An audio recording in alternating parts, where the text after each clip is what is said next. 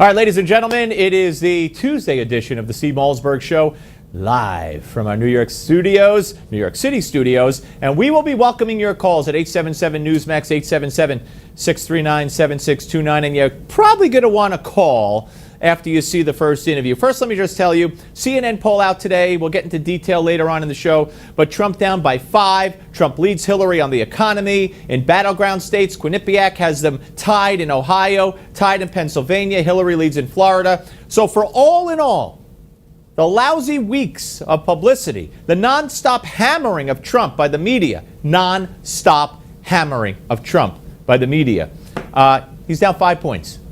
Okay? So it could be a lot worse. All right. Michelle Fields. You remember Michelle Fields?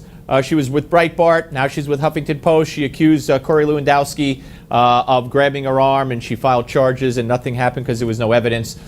She did an interview with me earlier. It got very confrontational, and she cut it short. And she even denied that a quote that I was reading from her book was in her book.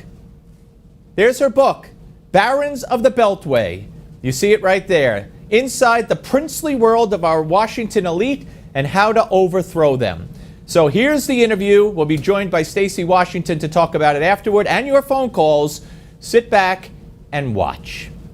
So you were kind of harsh on Corey Lewandowski yesterday after he got fired. You put out this tweet which said, hey, Corey, I hear Breitbart is hiring. And of course, you were formerly at Breitbart and left there after the whole incident with Corey. What's your take on his firing yesterday? Well, I'm not going to say that I'm pleased or happy. I don't want to celebrate someone losing their income, especially he has a family and whatnot. But I do think that he probably wasn't very good at his job. He was involved in controversy after controversy, and the Trump campaign is trying to move into a different phase of the election, and he probably wasn't what they need right now. So it wasn't so surprising. The most surprising thing, I think, is how long he was on the campaign. So you're surprised it took so long. Let me ask you this, though. You say you don't want to see him lose his job or his income. Yet you tried to put him in jail for grabbing your arm. No, I didn't try to put him in jail for grabbing Well, my what did you arm. think would happen? The reason why I went to the police is that there was a lot of misinformation, and the Trump campaign, of course, was denying that it happened. Corey said that I was delusional, that he never touched my arm. There were conspiracies that there were no bruises, that this whole thing was just this big hoax. So the reason why I had to go to the police was to get someone who was an outsider, who was objective, to look at the information and kind of get the videos of what happened, get the pictures of my arm. And when I spoke to the prosecutor, I told the prosecutor, look, I don't want to go to court. All I want is an apology. We agreed to that beforehand. They decided not to prosecute, which wasn't surprising. Wait. The prosecutor conducted an investigation with a preconceived condition that there would be no court case, that the prosecutor would aim to get you an apology? That's what you're telling me? Yeah, that's not news. I mean, this is something that I had spoken about before during the whole. I know you wanted an apology. I know you wanted an apology, yeah. But why would a prosecutor spend taxpayers' money when you're saying, I mean, if a wife is beaten by her husband and she doesn't press charges, I don't think that she could say, hey, go ahead with the investigation. I don't want anything to happen to him. I don't want to go to court, but I want him to apologize.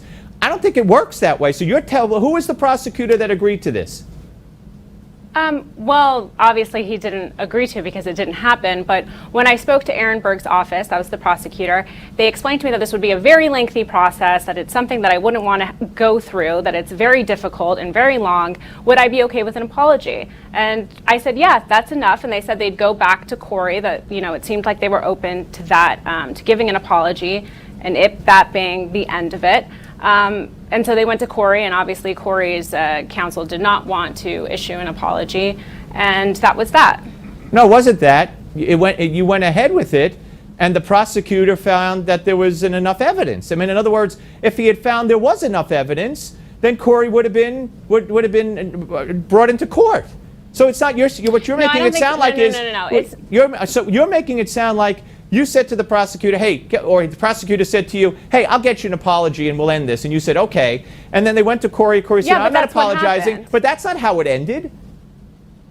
But that's, no. But that was, I'm explaining to you how it went. Look, I'm here to talk about my book. I understand that, but you said you feel bad that the guy was fired. A lot of this stuff has already been spoken. But you're not making sense here. All right, let's talk about the book. You say that, and get 36. I want you to hear something you said about Donald Trump, who you say and I didn't know this, you're a never Trumper, you're a Republican, and you said you think Hillary would be better for the country in many respects, which I don't see how any Republican could really feel that way. But here's what you said about Donald Trump and nepotism. He is absolutely the problem. I think what we need is someone who is an actual outsider, not someone who's masquerading as an insider. This is someone who was born with a silver spoon in his mouth. This is someone who has been involved in nepotism, helping his sister become a judge and get into a high position. The idea that he's going to just go into Washington and, disrupt it is incorrect. All right, you can't, unless Donald Trump appointed his sister to the bench, that would be nepotism. Going to bat for a relative and trying to lobby on behalf of a relative is not nepotism. So do you want to take that back, that Donald Trump is guilty of nepotism? What nepotism is. I think when you use your position of power to lobby White House aides, I think most people would call that nepotism. That's not the definition of nepotism. Nepotism is when you give a job or benefit your relative. He was asking people. And that's what he did. He used his power, his position of power to do that. Who wouldn't do that for a relative? Well, I think that is nepotism. I'm sorry that we disagree, but that is nepotism. Okay. That is all right, let's go back to the book. He used his position of power. Let's go back to the book, Barons of the Beltway, and let's put up 45 and go back to the Lewandowski case. I lost my balance and nearly fell to the ground. That moment started a whirlwind I didn't ask for and didn't want, and a story that took on a life of its own. I don't know anybody who has seen the video and agreed with your assessment that you almost fell to the ground. And again, you pursued this, and many would say you pursued it for your own PR benefits. It didn't take on a life of its own. It took on a life of its own because you went to the authorities, went to the police. I did two interviews on TV right after it happened. If I really wanted to do, use this to my benefit, there were tons and tons of opportunities for me to do that, and I didn't. But I have to run. I am on a tight schedule. Well, you agreed. It seems as though you do not want to talk about my book. That's in your book, Michelle. That's a quote from your book, Michelle. It's a quote from your book. Is it not? Is it not a quote from your book? That's not from my book. It's not from your book. I wrote my book and finished my book a year ago. Oh, that's not from my book. Okay. Anyways, thank you so much. I hope you have a wonderful day. I did have a wonderful day. I went to the book, and by the way, The Hill knew that was in her book. The Hill said Michelle Fields addresses Trump incident in book with an added chapter right at the beginning. It's called A Note to the Reader. And I pulled that quote. I lost my balance and nearly fell to the ground. That moment started a whirlwind I didn't ask for and didn't want, and a story that took on a life of its own. It's in the book. Oop, not anymore. I didn't mean to do that. And here's the book. So it is in the book. So I don't know why she said it wasn't in the book. Obviously, it's in the book.